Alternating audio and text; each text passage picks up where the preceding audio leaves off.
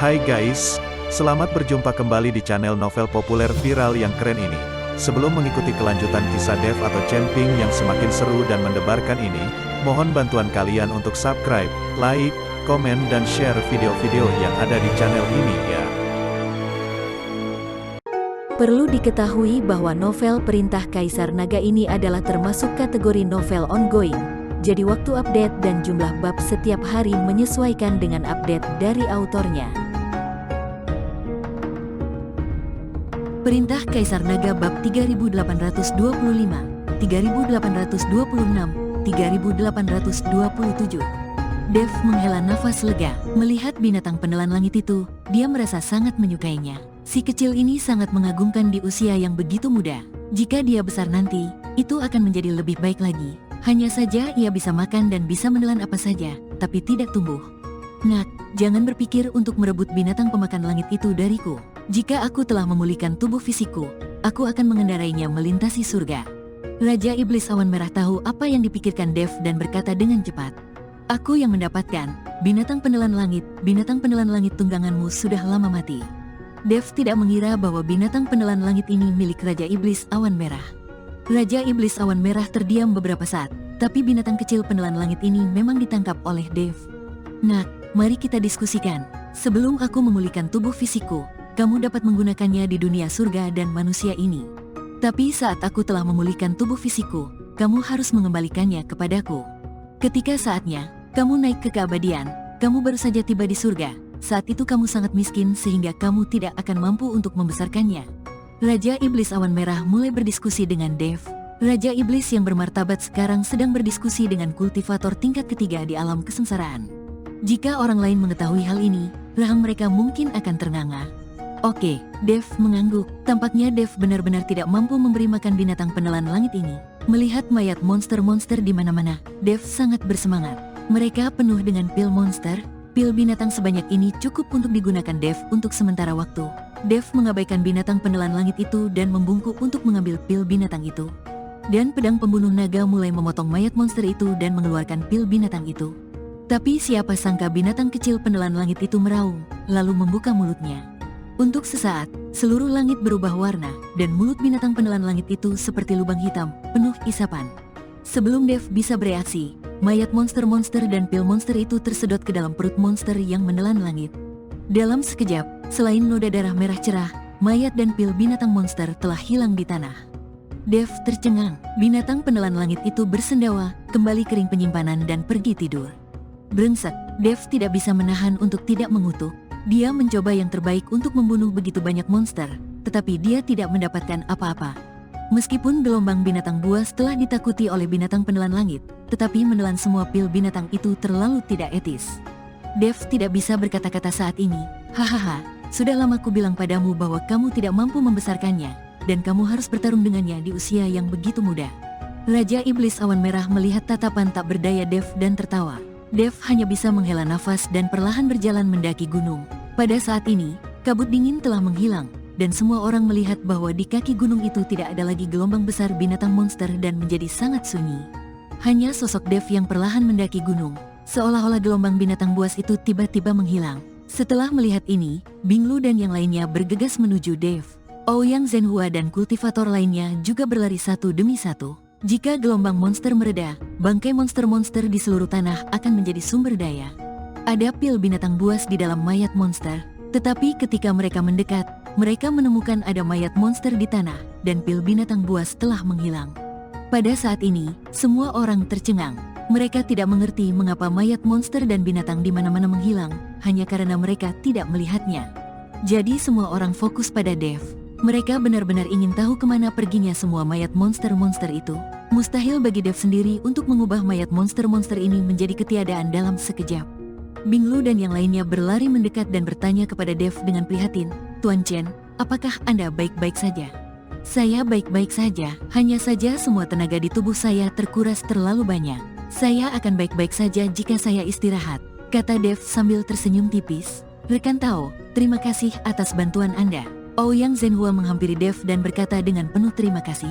Setelah melihat kekuatan sejati Dev, Ouyang Zhenhua, meskipun dia adalah kultivator tingkat 9 di alam kesengsaraan dan kepala keluarga Ouyang, dia tidak punya kesombongan sama sekali. Sama-sama, ini hanya sedikit usaha. Dev hanya tersenyum acuh tak acuh. Mereka tahu bahwa meskipun itu upaya kecil, tapi hampir membuat mereka kehilangan nyawa. Rekan tahu, saya tidak tahu mengapa gelombang binatang itu tiba-tiba pergi, dan mengapa mayat monster di mana-mana hilang. Para kultivator yang lain juga mendengarkan dengan telinga terangkat, bertanya-tanya apa yang sedang terjadi. Binglu dan yang lainnya juga ingin tahu apa yang terjadi pada Dev di tengah kabut dingin tadi. Aku tidak begitu yakin, gelombang binatang itu tiba-tiba mundur dengan suara gemuruh dan merenggut tubuh semua temannya. Dev hanya bisa berbohong, meskipun dia mengatakan yang sebenarnya, orang-orang ini mungkin tidak mempercayainya. Mereka belum pernah melihat monster mitos yang bisa menelan begitu banyak mayat monster-monster sekaligus, dan mereka tidak dapat mempercayainya. Dalam hal ini, Dev sebaiknya berbohong agar mereka lebih bisa menerima. Ketika Ouyang Zhenhua mendengar ini, dia mengangguk dan berkata, tampaknya auman tadi benar-benar berasal dari Raja Binatang. Tapi aku tidak tahu mengapa Raja Binatang memanggil kembali gelombang binatang, bahkan membawa mayat rekan-rekannya bersamanya.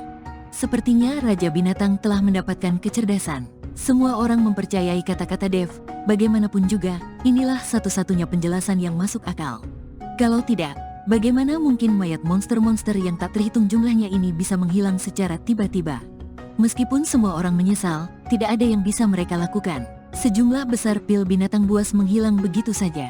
Rekan tahu, saya ingin mengucapkan selamat tinggal dan tak ada yang dapat kami berikan selain mengucapkan terima kasih. Kami akan pergi ke gunung untuk melihat apakah kami dapat menemukan sesuatu. Jika rekan tahu membutuhkan bantuan, keluarga Ouyang saya akan siap membantu.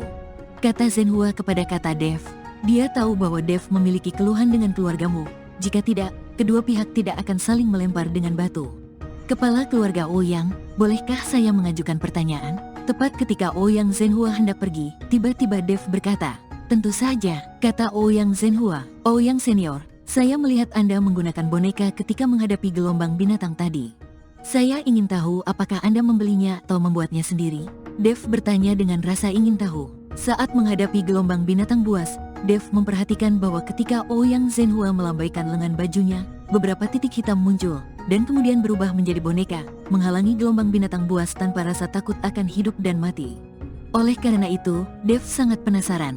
Ouyang Zhenhua tampaknya bukan seorang kultivator iblis, dan dia mungkin tidak memiliki keterampilan untuk mengubah mayat menjadi boneka. Bagaimanapun, teknik semacam ini hanya bisa dikuasai oleh para kultivator iblis, akan terlalu kejam untuk mengubah mayat menjadi boneka. Hahaha, rekan penganut tahu, kamu masih belum tahu kalau boneka di dunia ini tidak hanya terbuat dari mayat.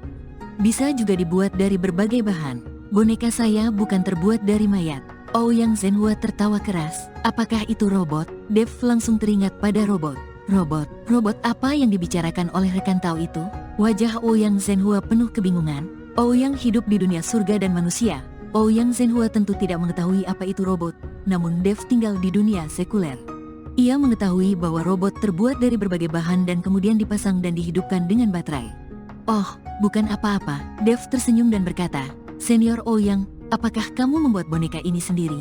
Tentu saja. Kemudian dia mengeluarkan bayangan hitam, dan bayangan hitam itu tiba-tiba membesar dan langsung berubah menjadi boneka setinggi 1 kaki.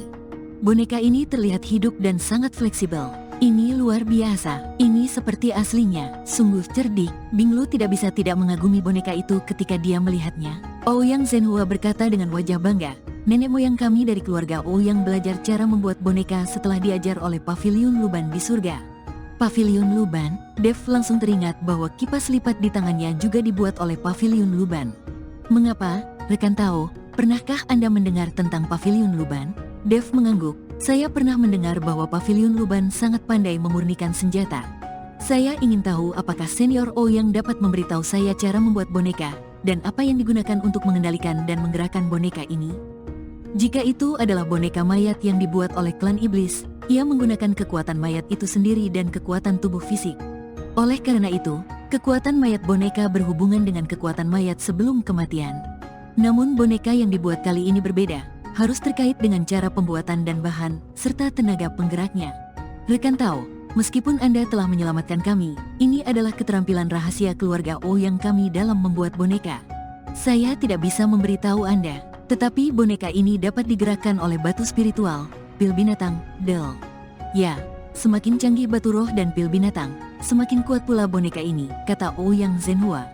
Mendengar apa yang dikatakan Ouyang Zhenhua, Dev tidak terkejut. Bagaimanapun juga, ini adalah keahlian unik keluarganya.